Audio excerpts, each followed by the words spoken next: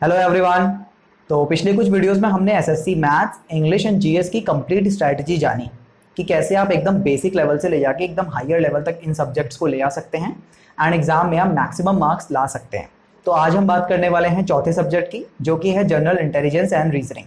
ठीक है, अब देखिए रीजनिंग का जो आपका सब्जेक्ट है ये बहुत ही ज़्यादा मतलब नेग्लेक्टेड सा है, मतलब इग्नोर्ड सा है। ठीक है, लोग इसमें ज़्यादा टाइम इन्वेस्ट नहीं करते हैं, लेकिन सबसे ज़्यादा स्कोरिंग ये होता है। ठीक है, तो इसको आपको काफी अच्छे से करना है। इसमें आप इजीली 45 से ऊपर स्कोर ला सकते हैं। ठीक है, ऑब्वियसली इसमें आपको बहुत ज्यादा टाइम इन्वेस्ट नहीं करना है। मैं आपको बताता हूँ किस तरीके से आप इसको प्रिपेयर कर सकते हैं जिससे कि आप मैक्सिमम मार्क्स ला सकते हैं एग्जाम में।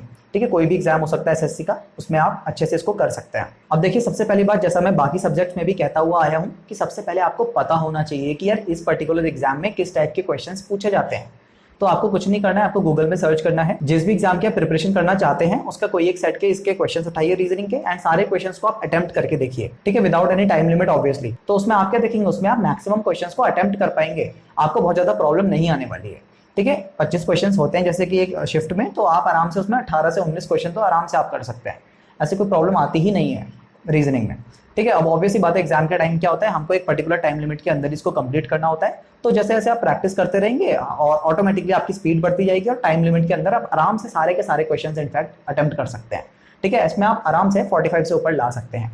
ठीक, अब देखिए ना, रीजनिंग का मतलब क्या है, मतलब किस टाइप के क्वेश्चंस होते हैं इसके अंदर बेसिकली।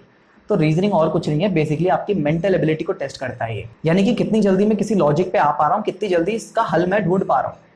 ठीक, अब जैसे मैं आपको एक एग्जांपल ले लेता हूँ छोटा सा एनालॉजी का। इसमें क्या होता है ना, जैसे कि सपोज करते हैं आपको क्वेश्चन दे रखा है, ए जो है वो जेड से रिलेट कर रहा है, तो वैसे ही आपसे बोलेगा कि डी किससे रिलेट करता है। ठीक है, अल्फाबेट्स की बात कर रहा हूँ मैं ऑब्वियसली। तो आप क्या देख रहे हैं, स्टार्टिंग का पहला लेटर आपका होता है ए एंड आखिरी का पहला लेटर आपका होता है जेड।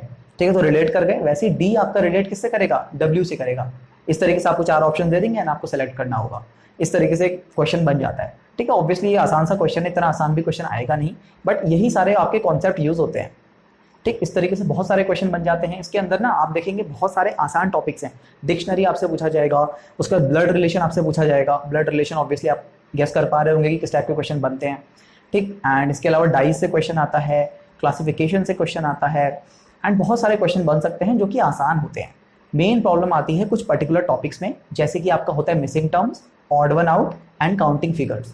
ये जो 3 टॉपिक मैंने आपको बताया ना, तो इन्हीं टाइप के टॉपिक में आपका ज़्यादा टाइम लगने के चांसेस होते हैं, क्योंकि इसमें क्या होता है ना, 1-2 लॉजिक फेल नहीं होता, हमको ज़्यादा सोचना पड़ जाता है, 3-4 लॉजिक में भी आना पड़ता है, तो वो हमारा टाइम खा लेता है। अब जैसे काउंटिंग फिगर वाला है कि कोई पर्टिकुलर आपको शेप दे रखा है, इसके अंदर आपको नंबर ऑफ ट्राइंगल्स वगैरह फाइंड करने हैं। तो इसमें भी कभी कभार क्या होता है, अगर सिंपल सा क्वेश्चन दे रखा है, यानी कि फिक्स्ड लॉजिक वाला क्वेश्चन दे रखा है, तो आप आराम से कर लेंगे। लेकिन प्रॉब्लम आती है जब बहुत सारा मतलब कॉम्प्लेक्स डायग्राम आपको दे रखा है, उसके अंदर आपको सेलेक्ट करना हो। ठीक, ऑप्शंस भी आपको अजीब से मिलेंगे, 13, 14, 15, 16 एक साथ चारों ऑप्शंस मिलेंगे, तो आप उसमें गेस भी नहीं कर पाएंगे। तो ये जो होते हैं टाइम टेकिंग होते हैं। तो इसको मैंने ऐसे आपको बता रखा है कि किस तरीके से आप मॉक टेस्ट में अटेम्प्ट कर सकते हैं।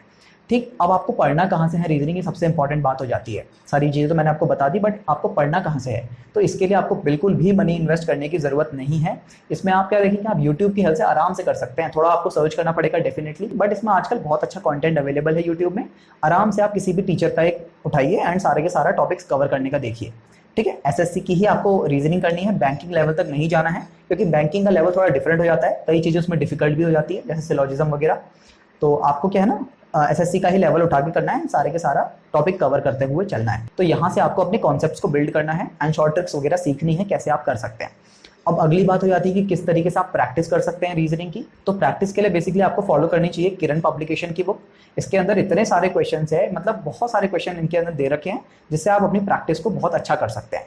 ठीक है, ऑब्वियसली क्या होता है ना, आपको बहुत सारे क्वेश्चन होंगे, तभी आपकी प्रैक्टिस बनेगी, तभी आपकी स्पीड बनेगी, आप ज्यादा से ज्यादा लॉजिक को सोच पाएंगे एक पर्टिकुलर टाइम पे। एग्जाम के टाइम पे जब आप कर रहे होंगे तो आपके दिमाग में ऑब्वियसली थोड़ा प्रेशर रहेगा, एग्जाम प्रेशर रहता है, तो वहां पे ना ज्यादा से ज्यादा लॉजिक सोचने में टाइम लग जाता है। तो अगर आपकी प्रैक्टिस ऑलरेडी हो रखी होगी तो आपको कोई भी प्रॉब्लम नहीं आएगी। इसीलिए आप किरण पब्लिकेशन की बुक फॉलो कर सकते हैं।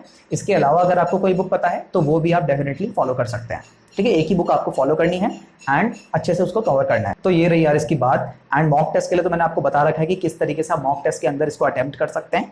मॉक टेस्ट वाली वीडियो मैंने ऑलरेडी बना रखी है, तो आप ऊपर आई बटन में जाके वहां तक गो थ्रू हो सकते हैं, देख सकते हैं कि किस तरीके से आपको मॉक टेस्ट को अटेम्प्ट करना चाहिए। तो यार रीजनिंग में बहुत ज्यादा आपको सोचने की जरूरत नहीं है, जैसे जैसे आपको पढ़ाया जा रहा है उन सारे शॉर्ट ट्रिक्स वगैरह को समझिए एंड बुक की हेल्प से अपनी प्रैक्टिस को इंप्रूव कर लीजिए। तो इस तरीके से आप रीजनिंग को कंप्लीट कर लीजिएगा। ठीक है, इसमें आप आराम से अच्छा खासा स्कोर कर सकते हैं। तो यार ये रहा कंप्लीटली कैसे आप रीजनिंग को अपना मजबूत बना सकते हैं। इसके बाद एसएससी सीजल 2021 की मैथ्स की मेंस वाली स्ट्रैटेजी आने वाली है इस चैनल में। इनफैक्ट मैं ट्राई करूंगा कि उसको मैं आज ही अपलोड कर दूं, तो उसको आप डेफिनेटली देखिएगा, मतलब उससे आपको काफी ज्यादा हेल्प मिलेगी। तो उस वीडियो को आप मिस मत कीजिएगा, तो उसको आप देख सकते हैं। ठीक है, तो मिलते हैं अगले वीडियो में। Thanks for watching. जय हिंद।